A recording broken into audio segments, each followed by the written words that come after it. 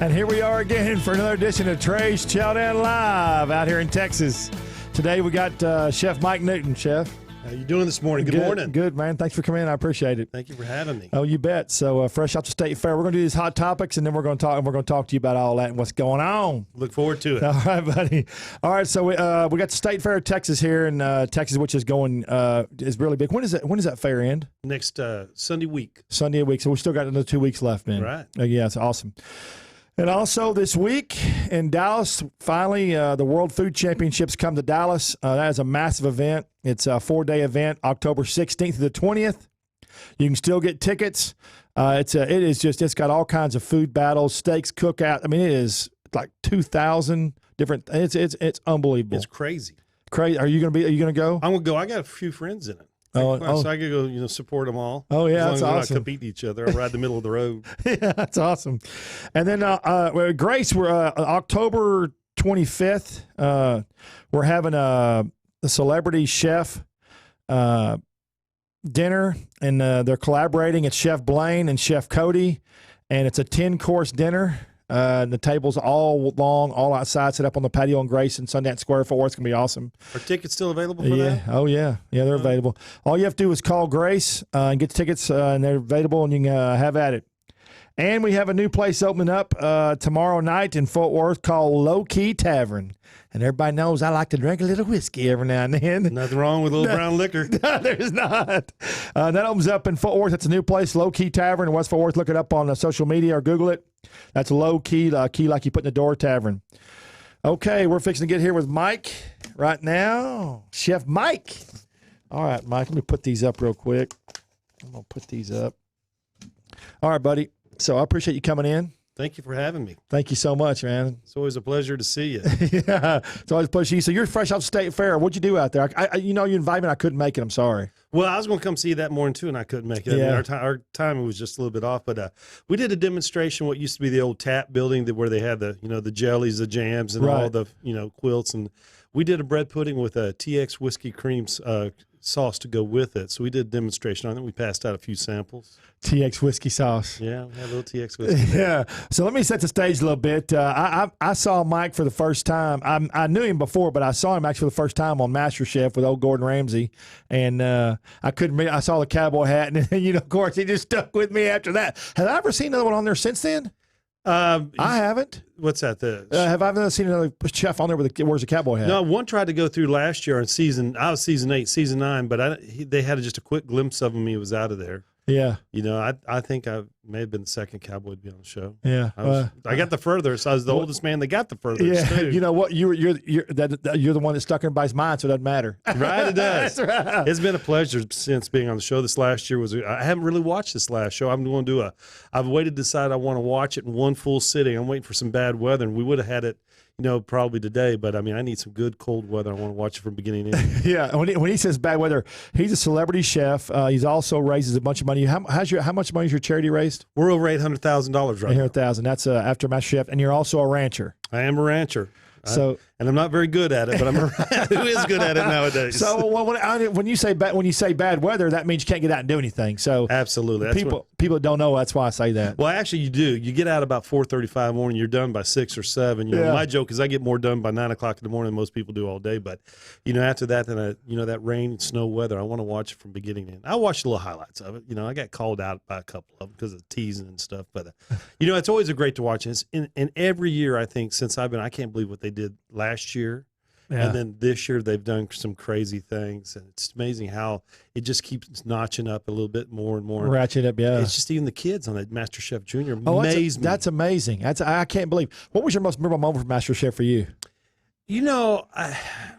Probably winning the steak challenge was one of the best. Well, I would hope you win the steak challenge being the beef. Well, I messed up lamb, and they gave me a hard time, and I wasn't, and that really probably what took me from being that timid or I was a little tempered, right? And then I threw caution to the wind. But and also when I lost on the show, I say because we were doing it in Vegas, we're on top of Caesar's Palace, supposedly Cher's condo overlooking the Strip, and I like to say I won it, but you don't win it unless you get the trophy, and I didn't get the trophy, but I got sent home. And if you're gonna get sent home anywhere, Vegas is the place to be.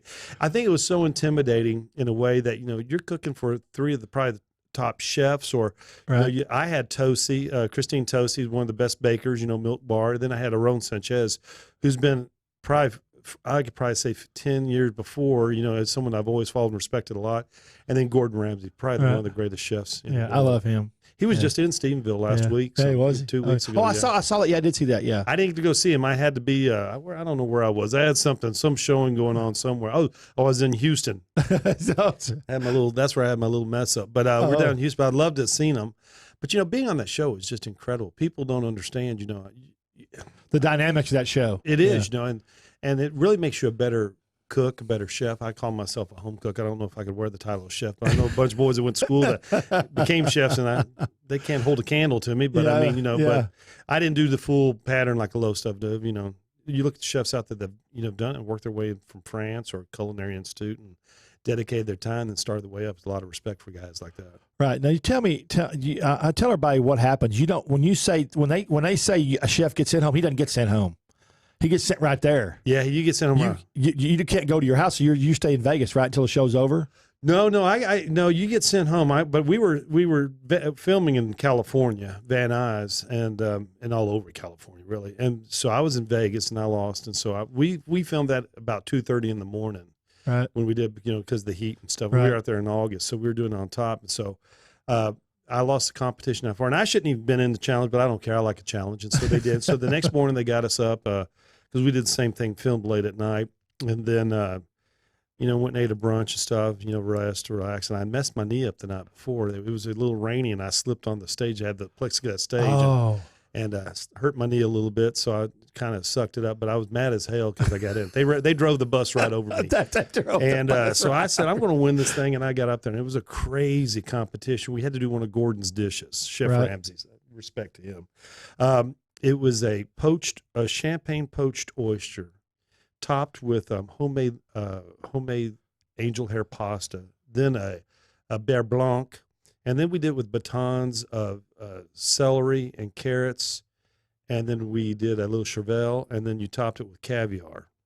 And if anyone didn't watch the show, caviar 1, Newton 0. Yeah. I couldn't get that jar open, but I remember that. Yeah, I remember that. Yeah. I could have thrown that jar off the side of that building, but I'd probably be in jail right now. You don't want to throw anything off top of building in L.A. In Las Vegas. Yeah.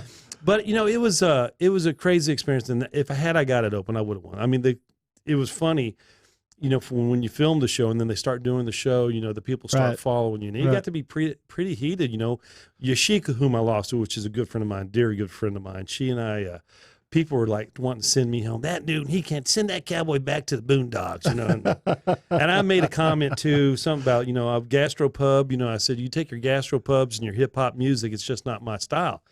Well, I had people ripping me up and down on, go back to your beer drinking honky tonk bar. Social media. Yeah, social media. They'll eat you alive if you let them. They presume to know everything about you just by looking at you. Yeah, that's okay. Or you wear a cowboy hat and they presume all these bad things that you do, all the good things you do either way. Doesn't matter. I'm a gun toting, rebel flag waving, pickup driving, which I am. Redneck that can't speak in polysyllabic sentences, but I shamed the heck out of them. You know what's funny? I drive a pickup. Mm-hmm. I wear cowboy hats. I ride horses. I work with bulls, cattle, but I am unbiased, unpolitical, and the most positive guy in the world. But some people think that because you wear a different hat, like if I put a fedora on, they think I'm a different guy. It's really weird. It is. It's the hat you wear. Well, and the funny thing you said about that, if I'm not in boots and jeans, I'm flip flops and shorts, and sometimes shirtless. Not a pretty sight. But I'm the same way. And people ask me about my politics, and I'll be frank with you. I said I lean to a conservative side, but I really ride the middle. I don't agree with everything our president's doing right now, or the president before him and the president before him. I don't agree with all, but what I like is that we put them in office to represent us. We need to get in the middle of the road. We need to get them shaking hands and figure this stuff out and start taking care of us. And let's quit worrying about all the silly, whiny, crazy stuff. I have other words for it, but quit the finger pointing. Let's get busy to politicking and do what you're there to do. I don't care about what you're paid to do, right? Yeah, and you have to. I mean, I spoke something on Twitter about the wall, and it was a comedy for me because I was so tired of hearing from it. I think we need immigration reform badly in this country. I think we need to fix our health care. I think we need to fix our insurance. We need to fix so much in this. And all this prison reform we need to take care of, and we need to get taken care of. But everybody wants me to think I'm riding so far to the right. Everybody needs to come together. Everybody just needs to work. Shake your hands. Tip O'Neill used to say, so we used to go shake hands and figure this stuff out. Yeah, that's right. That's all it is. That's right. Now we're done talking politics. That's about as much as politics I ever talk. I don't care. I like to talk about food, beer, whiskey, women, horses. Well, not too much women. I talk about my wife. In a good tone. She'd probably speak different about that. I didn't see her in the studio today. We ran out of electricity last night. We paid her bill, so she had to get up. Hang on now. That's a Master Chef moment, because you told me later on, or last week or something, you were bringing food up, which we're going to show later, which is amazing. What'd you bring us? I brought us some black pepper angel biscuits with a little bit of chicken fried rosemary with a chipotle cream sauce. Yeah. So you had a Master Chef moment this morning, which is awesome. You're like, there's no electricity. I got like Texas from y'all are starting early in the morning. Well, we're in trouble. We don't have electricity. What people don't understand is like where my ranch is, where your ranch is it's on co-ops or different power sources, and the power goes out all the time. I mean, if the wind blows too hard, it goes out. Right. It's crazy. So yours went out. It went out I think I was up about 4 o'clock in the morning. I heard the fan. I always run the fan at night. Yeah. And I heard it stop, and I heard, thunder and lightning. I run 3. Yeah, you got to. It's that white noise. And I go, oh, dang, it'll be back on in a few minutes. Well, I just laid there in bed, and I had the earphones. And, you and I talk more at 4 or 5 o'clock in the morning than most people ever do. And so I was just doing my stuff, and then I go like, well, I'll doze off for 30 minutes, and then woke up and still wasn't on. I'm starting, well, now it's getting to be go time. It's going to be go time. I've got to get up and make some biscuits. And last night I made the dough for the angel biscuits and let them rise all night. But got in, showered, lights were off. And gotta have power. Gotta have that power. I stepped into a cold shower, and I'm going like, I'm gonna get showered, and the lights came on. So Melanie was out. Melanie, my wife, was outside. I said, hey, start the fryer and get the oven going. Yeah. And so it came on. You did. Yeah, it was 8 o'clock. I got in the shower out by 8:05, dressed by 8:10, then got to going, and we were rolling out the door at 8:40 this morning. Here you are. That's live in the studio. Yeah, my wife tries to get out of the kitchen because things fly or words fly. They're not meant, but just get out of my way. I will tell you, when I was on the show, what was more aggravating was when you're cooking, your mind, you got 5 or 6 things going on. They want to interview while you're cooking. Right. Yeah, that you've got to you've really got to be able to do 3 or 4, 5 or 10 things at one time, because they do that. They come over and they'll talk to you right in the middle of everything. Right. And I can tell some people can do it real well, and some people it frustrates them a little bit. Well, I would just keep going, and if I couldn't hear what they're saying, I'd just say, what'd you say? I would just focus. I made sure, and I was talking to them while they're talking, ask me a question. I said, all right, the biscuits are done. Or, like this morning, I had to get the biscuits cut in the oven. I had to get the cream gray going. When I got that going, the fryer had heated up, and I got the pheasant breaded and in there and going, and it just kind of came together. It was one of those like, why don't I have this moment on the final episode? Pheasant gonna be some deliciousness when we eat it. You're absolutely right. And I want to tell you, pheasant's not that expensive, but what I like about it, they don't breed the flavor in like they do chickens now. I'll be honest, I love chicken, but I have to brine my chicken. I flavor my brine too, because I just think they have that antibiotic. It's not antibiotic, but it has that bland taste to them. But pheasant's good, man. So tell everybody what you brought and how you made it, how you prepared it, and what brining means, because some people might not know what that means. Well, on the pheasant, I didn't brine, but a brining is basically for my brine solution, it's real simple. It's about a quart of water or half a quart of water, or 4 cups of water, and then I take a 1/4 cup of kosher salt and a 1/4 cup of brown sugar. You can just bring it up to a boil until you get that all mixed, and then throw ice in it. And then I take my breast of chicken, or I even do a turkey. Your breast? My breast. Do the whole chicken. You do a whole chicken holder, and you stick it in there and let it sit. You can do it overnight. I don't recommend doing it more than 12 hours. I think at that point starts to break down the meat a little bit. Right. Yeah. But you just let it. And what it does, it gets that salt in there. It makes I call it like rehydrating the breast. And then when you cook it, or you grill it, or you bake it, whatever, it comes up very moist. And it's a great way. I do my turkeys, and I got one of those old, those old water jugs you see on the side of the utility trucks or at football games. Yeah. I've got one of those I got it up in the attic, and I use it every year. I just do a turkey, and then I throw my seasonings into it. And so, that was a simple brine, but you can add bay leaves or pickling mix or whatever you want. Change the flavor profile dramatically. Absolutely. Yeah. So that's a brining process. And I do that with a lot. I even do it with some pork chops every once in a while. Not, if you got thick, I did the pork chops, so not the same way, and brine just for about an hour. Just get that moisture in there. Now there's nothing worse than a dry pork chop. No, I'm telling you, you also brought some salt that you made. What today? That looked really. That smelled. Is rosemary salt? It's rosemary salt. I use fresh rosemary. I take it off the stem. Right. You grow Yeah. at the house, at the farm? At the I ranch? do. Actually, I had a bunch left over where we did a big function where we're using rosemary skewers, and Oh, so yeah. it's, so I peeled the leaves off and I grind it up. It's about a quarter cup of rosemary to 1 cup of kosher salt, and so I put the kosher salt in there and grind it just a little bit, and then I add all that rosemary and I just pulse it in a food processor and just let it go until it gets that nice little grain to it. And I put it up, and it's a great little compliment. I mean, I got truffle salts, I've got wine salt. I mean, I've got a bunch at home, and it kind of got weird. A friend of mine made a smoked salt one time, but I started saying, well, it's a great way to impart a profile. I've not been a big salter in my life. Yeah. I just haven't. But my wife is. But I think too much salt kills the rest of the flavor and everything. And then what's funny is that if a chef smokes a lot Mm-hmm. or drinks a lot, it changes the salt profile in their foods. They tend to salt heavy. Right. And that's why, a Holster friend of mine, he said I had to quit smoking because I was just salting things too much. I mean, just because they can't taste it. My wife is very, very good. She has great taste profiles. I mean, she can really tell you, you're missing this. And Johnny Aguilar, my sous chef, he incredible young man. He can figure it out too. So I always ask, even though I do it, I always ask for that backup. But what's really good about doing these salts like this is it just adds a little bit of flavor. Like when you do a steak, when I do a steak, I do black pepper and salt, and I pan sear it or I grill it. But when it comes off, I always add a little bit of lemon. And then right before it goes out, I add a little bit of salt, whether it's a truffle salt or that rosemary. Well, when I'm doing a pan seared, a lot of times I'll use it with rosemary or sage. And then as I'm basting it, imparts that garlic and that. But this is a great way to finish it right before it goes out. You use cast iron? I use cast iron. It's just best, isn't it? It is. It's and the people best. laugh about it. You go to my kitchen, I got a bar. I mean, literally a galvanized bar plumbing, that I've got all the heads, and I hang all my cast iron on that. So I'll tell you a little secret. If you want to acquire a lot of cast iron, I'll go to two places. Go to pawn shops or go to estate sale shops, to where they come in, the little junk shops, and you can get some. I picked up some old Warner pieces and some old I can't remember the other name, but Lodge and all that. But you can pick them up. But if you want a good, you can go to the big box stores and you can buy a good cast iron, Lodge cast iron, which I use mostly Lodge. You can get it for $20. You know who's selling Lodge now? Who just started selling Lodge? Got a huge display. Buc-ee's. Really? They got a huge display of Lodge. All the Lodge stuff. They have Lodge handles, Lodge aprons. It's phenomenal. Jan and I saw it last week. The first time we seen it. It's a beautiful. It's just a gorgeous display. I mean, you imagine Buc-ee's. Yeah. Everything's big. Oh God, it is. That's the biggest damn store I've ever seen. I know. That's the only place I know that I can go eat and get a workout before I get back to my truck.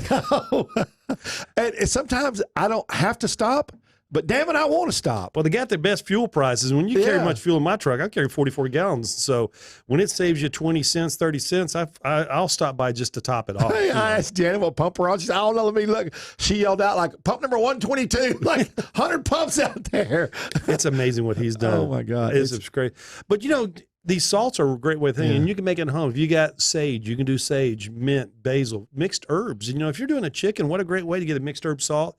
And for me, I'll make it in a big old quart, and then I distribute out my kids, my friends, here, take some. And how do you get the salt? You have to bake the salt. What do you do? I just put it in the Cuisinart, 1 cup to 1/4 cup of fresh herbs, and I grind it pulse up. It? Yeah, pulse it and pulse it and pulse it when it gets to that. Where you look where the rosemary looks about the same size as the salt, I just put in I use ball jars. Cannon jars. Sure, yeah. So you got the thing you The can old open cannon them. jars. I love those though. And and I'll even save the old lids. Once you use a can, once you can something, you uncan. I'll still save the lid and the top on, throw it in a drawer. And then, for instance, like this, where it's not going to be preservation again, or I shouldn't say preservation. It's not going to be for canning. Right. I'll just save those and put them on there and send them home. Get those little jars. You can get the small fruit jars, the big fruit jars. And what a great gift this year for Christmas for all my friends, both of them. I'm going to do a little jar with like salts and seasonings. And picantes and all that, that I make, and barbecues. So, I watch a lot of food shows. I don't TiVo them all, and I just skip them, and I listen to them. But I saw one where they were taking seawater out of the ocean and making sea salt, but then smoking it with different flavors, different woods, cherry woods. It was a neat deal, man, how they laid them out and it dried out, and then they put them in the smoker with cherry woods or pecan or whatever it was, and how it changed the flavor of that salt. It's amazing how salt melts in that food and it just adds a different flavor profile. Well, one of my mentors, and all three of my mentors were women, that cooked, was Tootie Frank. And Tootie, sent me home some smoked salt. And I go, what am I going to use this on? But what a great way. If you don't want to smoke something, you can't, it's hard to smoke cheese. Right. But you make like I do a Texas version of a Philly cheesesteak. Right. But then you add a little bit of that smoked salt to the top of it, and it's amazing what you'll get out of it. So I'm a big believer that you salt as you go, or you pepper as you season as you go. I start off, then I add more, and I add more. And I do it the whole time process of cooking. I do it, and I'm notorious about it. But I'm very easy on the salt, and it's the final where I get my salt. Grady Spears always tells him, man, salt and butter, baby. Yeah. Salt and butter. I'll never forget this. I was doing a TV show, and it was Grady. We were doing a long TV show about Horseshoe Hill and his dishes and stuff. Mm-hmm. And we just finished wrapping up, and it was getting busy out there for lunch. And he had his back to, like you or me. Mm-hmm. And I saw the kitchen door open because I was facing out and he was facing to me. And the guy walked by with 3 chicken fried steaks in his hand, and then that arm right there went out, and Grady stopped him, and he said, "Hey, come here. I want to tell you something." And the guy turned around, the chicken fried steaks. There's no salt on those. You need to put salt on them. And I'm like, how in the hell? He was talking to me. How did he even see it? But he said, man, it's one thing I look for in all my chicken fried steaks and my mashed potatoes is salt. It's got to be on there where they leave. And I guess they sprinkle salt, over the top of everything. Right. So, salt is, now I don't use iodized salt. The only thing I use that my bug of salt going to take out the flies. Right. Yeah. Yeah. I'm a big kosher salt guy, and I actually, if you have a kosher salt, it doesn't impart that iodine. You get. So I use a lot of kosher salt, and I find it to be more of a mellow, more of a pleasing. I mean, because you can take a table salt, iodine salt, and you can ruin the dish real quick. Yeah. So I always try to explain to people, like, especially when my cookbook's coming out, is using kosher salt. And I'll be honest, I mean, one of the first people really introduced me to using kosher salt was Grady. Was one of them. I had always used it. I mean, always had it around, but I didn't know what to use. I thought I used it to salt the front sidewalk if you ever got ice. Or Chef Grady's. He has been around, influenced a lot of people, hadn't he? He has. I actually met him when I was working in the club business down in Houston. He was actually working at a vegetarian restaurant. That's right. Yeah. He goes, I'm going to Marathon, so I'm going to Phoenix, Arizona. I'll see you later, part. I think he did a little better than I did. Yeah. He's doing okay. We all have our fun parts in life, but I've always respected Grady a whole lot. Oh yeah, we did my best breakfast special for ABC, and he has a new cowboy breakfast out there, and it was chicken fried steak, eggs, some of his biscuit gravy, and cheddar buttermilk biscuits. That's almost what I did here. Mine's black pepper. And once you get a good biscuit recipe, I'm not joking. My joke about one of my shirts here, you'll see it says, good fences make good neighbors. Yeah. Good biscuits mend broken fences, That's right there. And that's just something that's so true. I don't care what people say. I've been broke in my life. I mean, down to where I didn't have anything. But the best thing I always remember, good meals. Thanksgivings to Christmas, or just catching. When I used to run a ranch up there by y'all's, up there north of Detroit, we had a 17-acre freshwater pond tank, out there, and I used to pluck the fish right out of there, and then I'd go to flay them and have them that night, and people go like, "Man, it's so much different." I go, "It is, A lot different. I had 3 guys up there, pretty well-to-do men. One was Mr. Deadman. You remember the old Deadman Hospital? Yeah. That hospital was born to fail when you name it Deadman.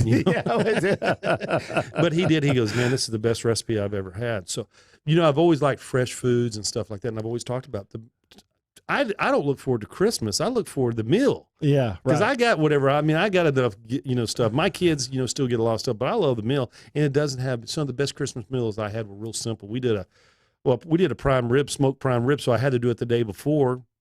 And then we made mashed potatoes and like 3 other sides and did it all in like a MasterChef moment, about an hour, and you sat down and ate. It's not like Thanksgiving where it's 12 hours of cooking for 15 minutes of eating. Do you find yourself to be on that show and being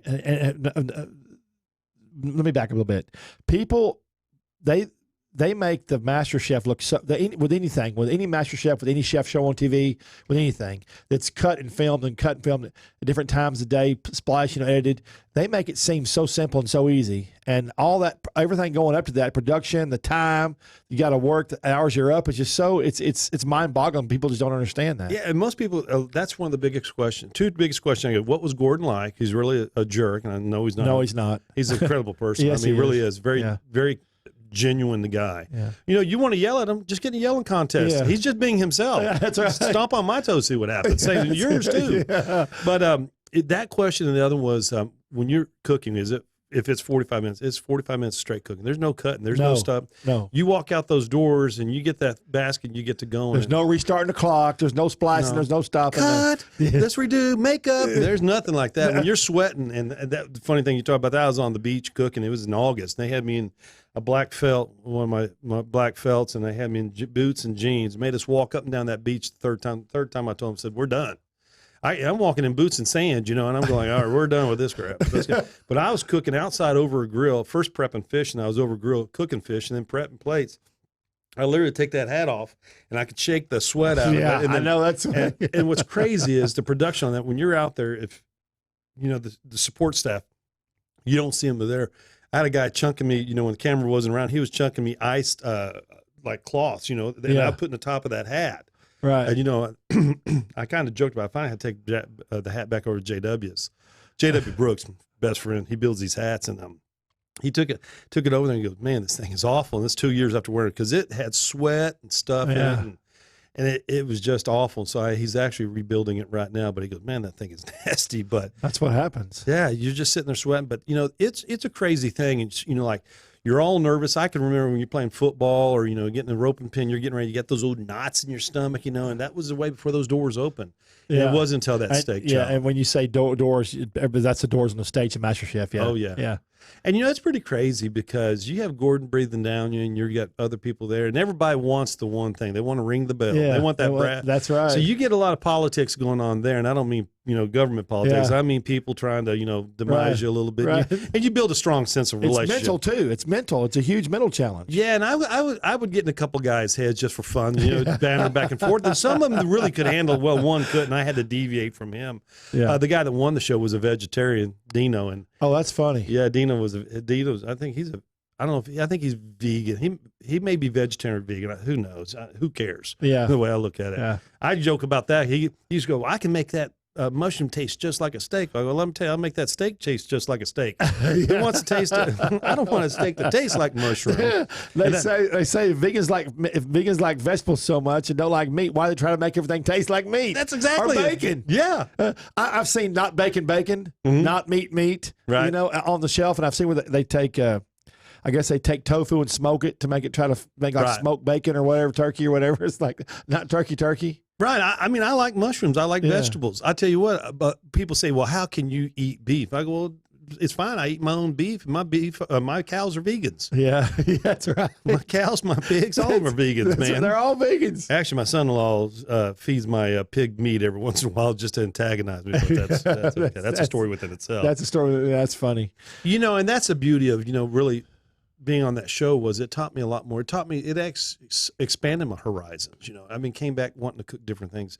I never really was into Indian food. Of course, I grew up in Texas. We didn't have it. We grew up in Irving. I don't think I was in high school before we even got our first Chinese restaurant. And I had Chinese food. And so, I think, growing up in that environment, I grew up in a beef and potato family, cattle family. So tell me, you got through MasterChef and you do a lot of charity functions now. Tell me how those functions work. Tell me what you do to raise that money. How you do Well, that? we put out dinners. We offer dinners, a dinner for like 10 people in your house. This year we're bringing everybody to the ranch. And we invite for a 5-course dinner, sit down, we prepare it for you, and you get to do it in your house for it. And so we raise pretty good money. We've raised a lot of money for them. Yeah, you've raised $800,000? Over 800,000. Yeah. And my goal is to get to $1 million. I think when I get to $1 million, I'll shave the beard off or something. It's been an incredible experience. Right before I went on the show, I had a stroke. And how do I say it? I had a second chance. Yeah. And when you get second chance, and let me tell you, my halo's not going to blind anybody. I was that kid that your mama told you not to hang out with, and daddies didn't like. So, and so, hey, we all had those moments, though. We did. You have to mess up. If you don't fall and stumble, you're not living. And that's what I didn't stumble. I was like one of those Rolling Stones. As a tumbleweed. So go ahead. But, I had this second chance, and I looked at my wife. My wife said, as am I, a devout Christian, and she said, what are you going to do with this after you get off? I said, I want to get back. And my goal, I had a great guy helping me from the get-go to kind of get things rolling, and he had his own stuff. He couldn't stay around Jeff Tucker, and he helped me a lot, but we got these going to where we could start raising money. My goal was to get to $100,000, and we got to $100,000 pretty quickly. Yeah. And then it just started, like you said, a Rolling Stone. It just kept going. Yeah. And I'll be honest, I never really understood the celebrity thing, and I'm not a celebrity, but where they get tired and they check out, and it's gotten to a little point. I've had to check out my body. I fight a disease, and that disease takes a toll on your body every once in a while, so I have to break down. So we've changed up a little bit. I practice the Sabbath. I don't do anything on Sundays, or I don't do anything work wise. Right. I mean, I may fix a fence, but I just try to relax, and that's been. But I tell you, this has been a great thing. I've met so many great people and so many good organizations. And it's been fun to go in people's houses cook, and it's different. And people don't understand.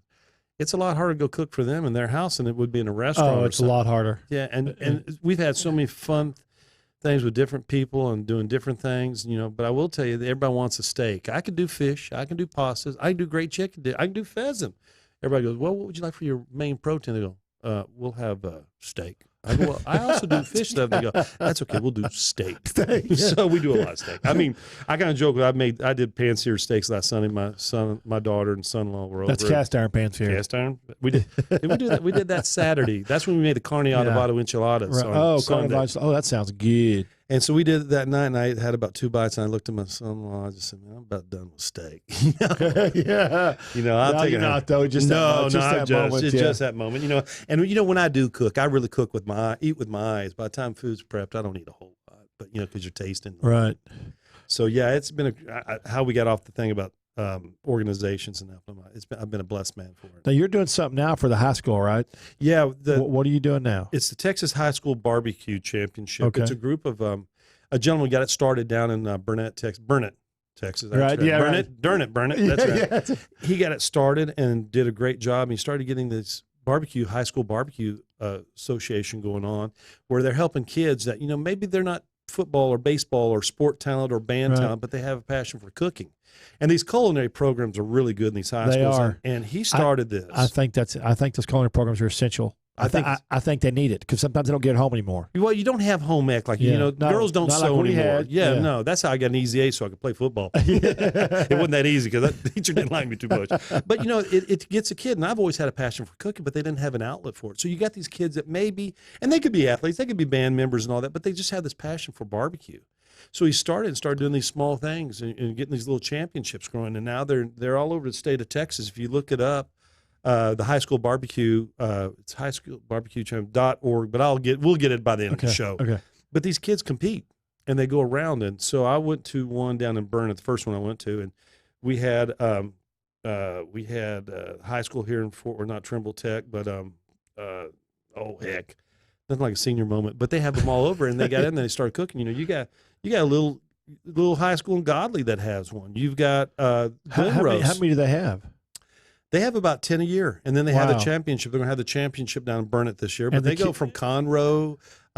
They go to Bell County, the Bell County Convention Center. Right, and the kids do it all. Yeah, the kids do it all. They got one. They got some adults there to watch the supervision. They take them just like a regular barbecue competition. And let me tell you, these kids are talented. They also do a competition for the kids that are like in the welding classes to build barbecues and smokers and stuff. And you ought to see these. And these FFA programs are getting them, these kids in FFA and 4-H, it's a great little outlet for them, And nothing like, hey, if you live out in, for example, if you live out in Muleshoe, it's nothing like going to Fort Worth for a little show. I know. There's a trip there. There's some time you get to spend, That's right. And some of these kids, it's really, one kid told me it's the first time he had ever really left Muleshoe. Isn't that crazy? It wasn't Muleshoe that he lived in, but I can't remember. He goes, yeah, it's the first time I've ever been. We had two of our best restaurants. We had a Church's Fried Chicken and a Dairy Queen Muleshoe, and they were both incredible restaurants for us. Years. As a matter of fact, I think we still own one of the buildings out there. Wow. Yeah. Well, and I used, Paris, Texas. When I was a kid, there wasn't much there, and they finally got a couple of restaurants in. I mean, you went to Western Sizzlin', or you went to Tamales. Western Sizzlin' with the big cow. Yeah. They used to put them on the roof, then they moved them down. Yeah, I think they got tired of cow tipping. And you remember the old Bonanza too, but you didn't have it. Now you're going to these little towns, and you've seen. For me, we watched all the commercial places. I'm going to use this one for example, and I don't know, but Chili's is not in Mineral Wells anymore. And when my wife worked at the original Chili's, and I worked at them too when you first started. It was burgers, fries, and they added tacos to it, and you could get a salad. Right. It was really good.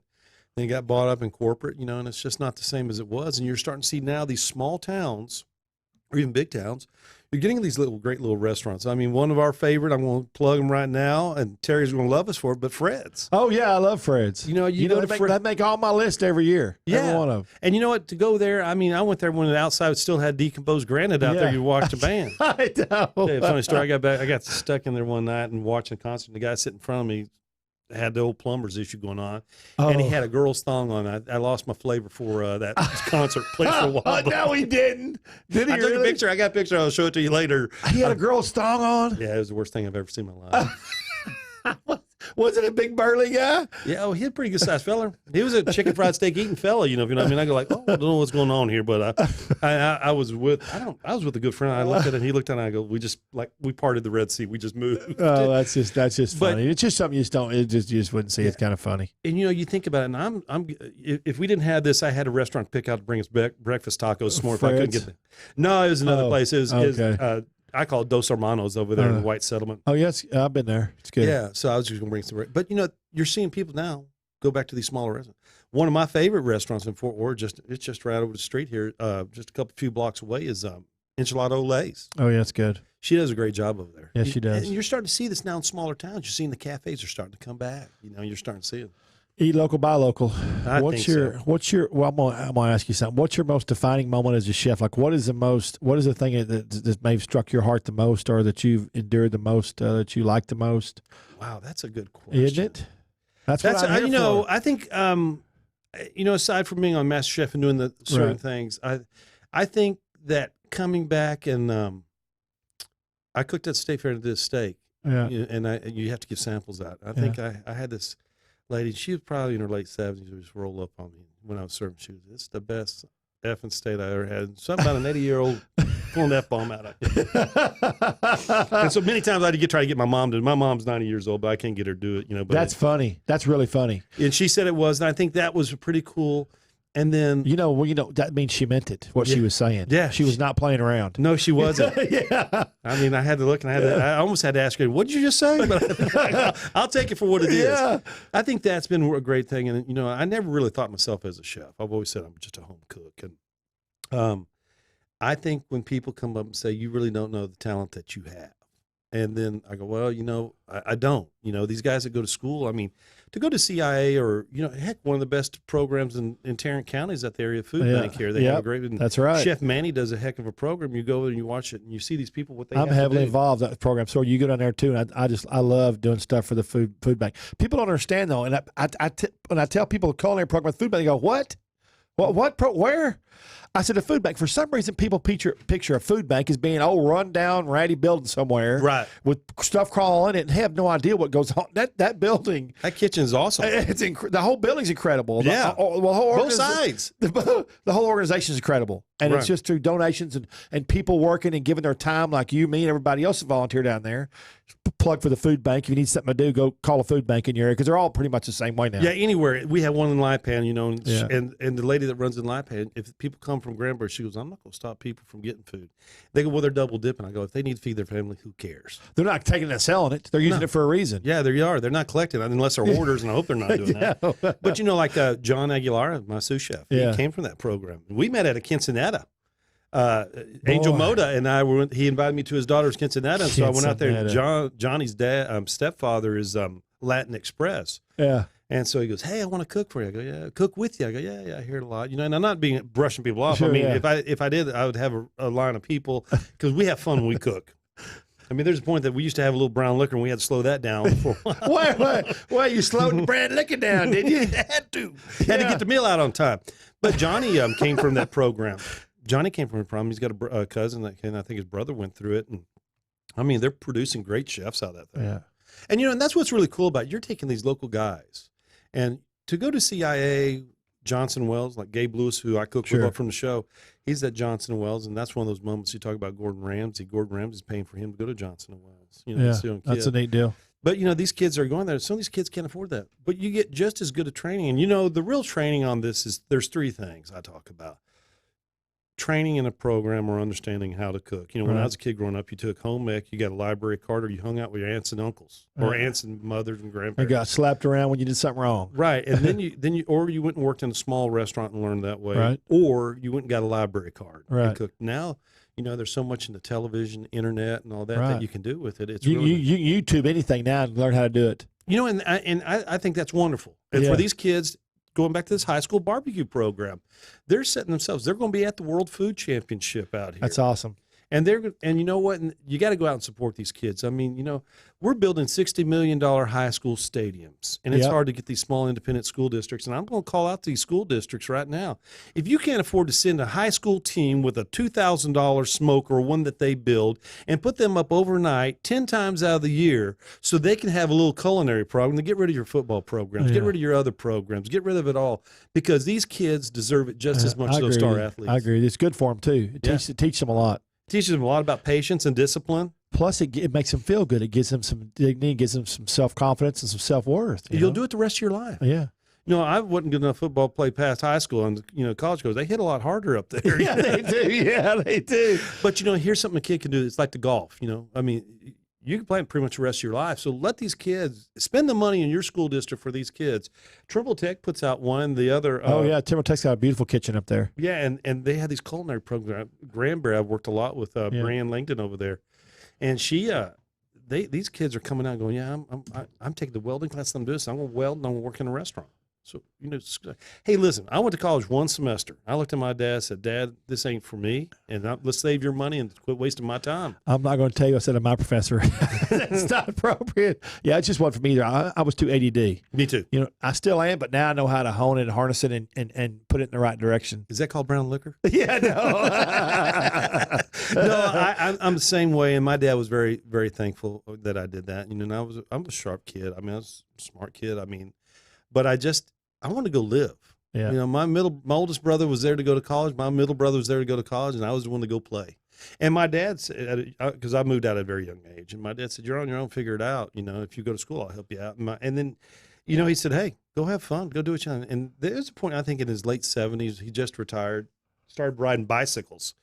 And bicycles. He did. He did the hotter than hell till he was 80 years old. Did he really? Oh yeah, I just got his bike. I'm redoing. I'm going to do the MS 150, and he said, "Man, I envied you." He goes, "You did things." Because my dad, my parents and your parents were of that generation. They got married early, went and worked for a company. My dad worked for the same company all his life.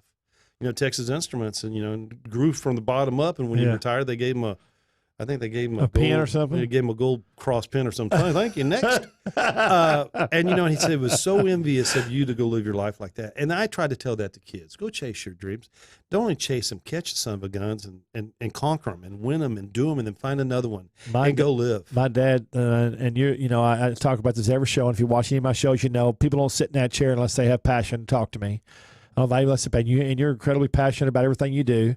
And I tell everybody, do what you want to do, but be passionate about what you do. Mm-hmm. And if you're not passionate about it and you don't like what you do, then you shouldn't be doing it. You can do anything you want. I don't care if you're going to sweep a street or whatever you're going to do. Just do whatever you, but be passionate about it. Be good at it. Well, my dad said it's on the back of this shirt. Do what you love what you do, and deliver more than you promise. That's right. And that's the way he was. He did. When we went out and mowed a yard, we all mowed a yard. We went and worked cattle, or we went and did it together. We were hunting and fishing. We did it together, and we all did it with passion. We all had our chores to do. I was raised with a chore list, and you knew it. There wasn't, hey, what am I supposed to do today? You knew what you had to do. Yeah. And if we mowed the house, we're at the ranch, we're on the farm, or we're at the lake lot. You peeled out of a Winnebago, and I had to clip around the trees. My brother had the edge. My dad ran the lawnmower. My brother swept. Yeah. And you all did it. You got it finished. We cleaned the downstairs of the house. We did the upstairs on Thursday, cleaned the downstairs on Friday. Dad would bring a couple of pizzas home. We'd turn on Tom Jones and be in bed by 9 o'clock. And Saturday morning, we'd get up and mow the yard. And at noon, you're like, all right, I don't want to see y'all. And teamwork, just like in the kitchen. You got to have teamwork. It is. And, and that's the greatest. Got to have teamwork. My kids, and they probably beat me if here, but I did a little book called, Oh, you got a book coming out. I do have my good book. Oh, hang on. Let's talk about that. I get talking with you, shooting and shit. So tell me about the book. Well, we're doing some of my favorite recipes. Right. What's the name of the book? Newton. Newton, the cowboy. That's chef. Original. Yeah, yeah. Took some thought, didn't it? Yeah. Well, it's going to have Newton. It's going to be the so-called cowboy chef cooking your favorite meals. Oh, that's awesome. And that's what I'm going to do. And I always say I've created a few of my own recipes, but most recipes are borrowed from other people, taken, borrowed, changed, and looked around, and put their own twist on some of my favorites. But really, I'm going to do food that you can sit down and enjoy. I'm not complicated. The most complicated thing to one is going to be my chili recipe. And that's a one that includes tequila and beer. Yeah. And beer. Okay, and wait. Tell me about the chili, because I got some guys coming on next week that I love. They have an elk chili that they do. That I love. It's the two chefs from over that do in the Omni now in Fort Worth. They do 3 restaurants over there. But what? Tell me what's in your chili that makes it so good. Well, if I can get venison, I put venison in mine, but I also do beef. But I actually take chunks of good beef, and I cut them up and I chop them up, and then I grind a little bit so it has a little bit of a dual texture. I don't like that Cincinnati chili or that really fine grind that people call it. So I like chunks in it. I want it chunky. I make my own red chili sauce, which is a process within itself. Onions, jalapenos, poblanos, 5 different chilies I get from Pendry's here.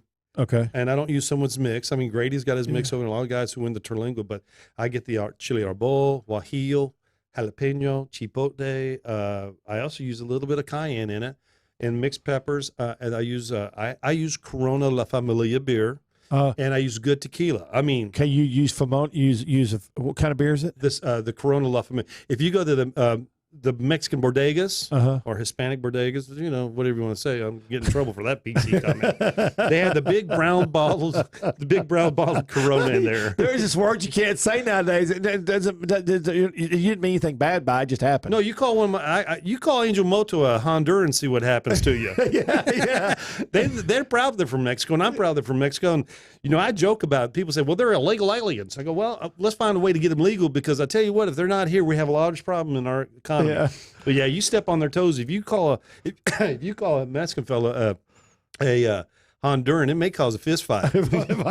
So it's a beer? Yeah, it's a big old beer you get at the market. The big brown bottle. Does it have a lot of flavor? Is that why you use it? It just has a different flavor. I don't think, and you could probably use regular Corona. You could use Tecate, Cata Blanca, whatever I just use a Mexican beer. And then I use good tequila. Dos Amigos. I mean, I could go on all day, Patron, which I think is a little generalized, Casamigos, but Azul, but I use a good tequila, and they're just a little bit for flavor, and then I just salt and taste. It's a slow process. And when I make a pot, well, as big as both our hats put together. Yeah. I mean, when you make chili, you can't make a little pot of chili. What's good is that? No, and friends come over that. Yeah, and everybody wants some. You make chili, huevos rancheros con chili. Oh, I love huevos rancheros. And so I think that's probably gonna be the most complicated one in there. But we're just doing stuff. I do for my vegan friends now. No, vegetarian. Yeah. I do a lasagna that's basically made with squash and green zucchini, and then we do it with a mixed cheese, and I do it with a spicy poblano, basically just smoked tomato sauce. And that'll be in there. And that's a great meal just as a little side. I'm going to do my green chili potatoes gallant, which is basically scalloped potatoes with green chilies. My beans, I am a simple bean guy, but it's the simple bean. People try to put all this stuff in beans. And, it's mine salt, pepper. I'll tell you right now, salt, pepper, bacon, and jalapenos, a little bit of garlic, and chicken stock. And I don't put beer in them. I'm not a big beer fan in them, but if you want to add beer to it, we can do that. But I don't put, again, I serve those two together, because I don't put beans in my chili, and I don't put chili in my beans. Yeah. And so they're separate and served. I like to do a nice big old green chili cornbread to go with that. And in wintertime, like a day like today when it's cold and rainy and it's outside, today's that day you take that piece of cornbread, open it up, put the beans and chilies with it. That's a meal with it. As I call it, if you're working on a ranch, it's called a gut anchor. Yeah, that's right. Try to swing that leg over the back end of a horse after eating that. That's right. It's a gut anchor. Hey, so how big's the cookbook going to be? How many recipes y'all have it down to? Well, we haven't. We're still finishing them up, but we're going to have over 100. We're going to do my creme brulee. I'm going to do my creme brulee. Oh. I'm going to do my bacon raspberry. Creme brulee. Listen to this one. That just sounds sexy. I'm doing with a candied bacon and raspberry in it. Candy bacon and raspberry. A creme brulee with candy bacon and raspberry. That's right, baby. Had that all day. I'm going to do my bread pudding with the TX whiskey sauce. TX whiskey, that's always sexy. Yeah. I drink a whole bottle of that. You know that? I drink a whole bottle, not really even be drunk. TX, I've seen you do it in one sitting. Yeah. But I'm not really even, it's just such good stuff. It's that caramel. Do you taste the caramel in it? The flavor profile. Good Lord. I can't drink like that, but I tell you, it's funny you say that. But, I think one of the greatest desserts I do, and most people haven't seen it, it's a cheesecake, and it's a peanut butter chocolate cheesecake. And it starts off with It starts off with a Oreo bottom, crushed Oreos. Then I have a peanut butter and chocolate swirled in the cheesecake. Keep going. Then it's topped with a chocolate ganache, basically melted chocolate, a little bit of cream. And then the final coup d'etat, I top with a little bit of peanuts. And then I use Reese's cups, cut in half in pieces. And then I top it off with that. Reese's peanut butter cups. Oh, yeah, baby. That's delicious, isn't it? I just gained 2 pounds talking about it. I know you did. Can you reach your biscuits? I sure can. We're gonna look at these biscuits here. Can we see that? Can we see the overhead camera there, Ron? Don't drop this thing, Michael. Yeah. Here we go. Look at that. Get a plate and fork. Yeah, we got 2 plates right there. Here you go, my friend. Now I'm gonna push these up a little bit here. Okay. So everybody can see them. Right there. Look at that. And then what's in the gravy? Talk to the microphone there. Well, my gravy is going to be, it starts off with a simple butter roux with a little butter, flour, salt, pepper. And I usually put a little rosemary salt. But today we add a little bit of chipotle peppers in that. And then these biscuits are an angel biscuit, but I did with black pepper. And I do use a little bit of the rosemary salt because I think that rosemary goes nice with wild game. Then we fried those pheasant breast. The angel biscuits I started last night, the dough, and then we finished them off this morning. And then I want to dip into some of this gravy. You got a big old chunk of chipotle there, too. I do. I love it. I got to try this. Here you go. This is going to be good. I'm going to grab this one close to me. That's right. I like these are a little bit better when they come out of the oven, but we'll suffer through. Let's use that. Yeah. You got a bib? We're going to need that right there. You give Chinaman 2 sticks and you eat it. He's right and give me a shovel. I'll still get it all over me. Thank you, Ron. Do you say something? Oh. I don't know about hearing me chew, but God, that's good. And, well, I like biscuits and gravy. I just can't eat them like I used to. And, man, I had to have a half one on the way over here. Man, this is good. So, real quick, do you remember the website for the World Food Champions? Just look up World Food Champions. Yeah. Walmart has it on there. Got that. World Food and the high school. Let's look at it. That's what I was wondering about. World Food Championships. You Google World Food Championships or just worldfoodchampionships.com. Look up the highschoolbarbecue.com. High school barbecue, high school spelled out bbq.org. Okay. And .org. .org.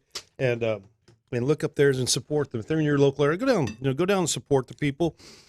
Give those kids a good. Probably just Google it. Oh, did I? Oh, I took your fork. Sorry. That's all right. You can probably just Google it. Google it, and they have their calendar and their season their events are coming out, and they'll be going. And like I said, they're gonna have the food championship. Go support these kids. Like these are our future. Also, tell them about your website, Newton. We got cowboychefnewton.com. That's cowboychefnewton.com. You can reach out to me at Newton@cowboychef.com. Look at it. I've been a little slow on the blogs lately and getting some recipes out there, but I think I think Melanie just put the pork chop on there that I did. I just did a pan. You were looking around for her, weren't you? Yeah, I did. That's what I do too. All right. And if you're looking for us, it's I'm sure you probably know this, but if you're listening and you haven't, it's your first time to listen, it's Trey'sChowdown.com. And, of course, that's just like the Trey's Chowdown Live. It's Trey with an E. I tell everybody, all the cool kids. Sorry about that. I tell everybody, all the cool kids, or all the cool Treys are spelled with an E, not the A. Or, of course, you can just Google us. We have a lot of stuff going on. Our website is absolutely phenomenal. We have all the events, all the TV segments, all our videos. We have a restaurant guide, a barbecue guide, a chef's guide. I got to get you on that chef's guide, by the way. You do. I got to get some shit. I need a picture for that. And it's all right there. It's one of the largest food and drink websites in Texas, and it's updated daily. It's just crazy how much stuff we do. I watch you so much on Facebook. I don't know how you're not as big as a barn, man. Thin, slim guy. He eats and tries everything. You got the gig. You got the best gig. Who needs to be a chef when you eat like you do, man? Do you know what? You know what people still? People leave because I'm on all social media platforms. I manage 8. Okay? Right. And they're big now. Mm-hmm. And I have people get on me about lying about I don't go to those restaurants. How can you put stuff you don't even go? You don't go. One man can't go to all those places.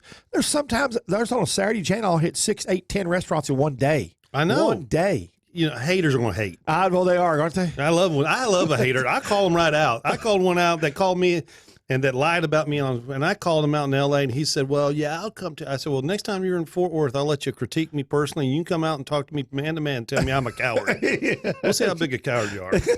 That hating stuff's got to stop. No, it's got to stop. And this week, too, World Food Championships coming up next week, this coming week. I'm going to be out there. I'll be out there Thursday and Friday. And I'd love to meet y'all. There's a lot of chefs out there I'm going to go meet. And you need to get tickets to that. It's going to be a fantastic deal. And I want y'all to go to Newton's website. Go to the website, look up cowboychefnewton.com. Cowboy Chef Newton.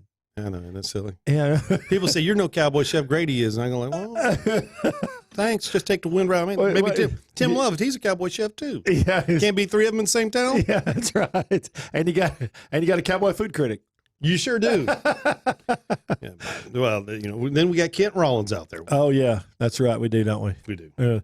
So I appreciate y'all watching, and please be sure and share the segment for us. It's important that we get the notion out there. Everybody loves to eat, drink, and have a good time. Look at that right there. Look at those biscuits. Look at that gravy. Oh, what's in the gravy real quick? We got butter. We got butter, flour, milk, a little heavy cream, chipotle, salt, and pepper. Chipotle. That word's sexy to me. I always enjoy chipotle, but I always irritate about it. I'll just leave that alone. That's all right. Thank y'all for watching and listening. We'll see y'all again next week. Trey's Chow Down Live. Thanks, Chef. Appreciate it. Thank you very much. All right, buddy.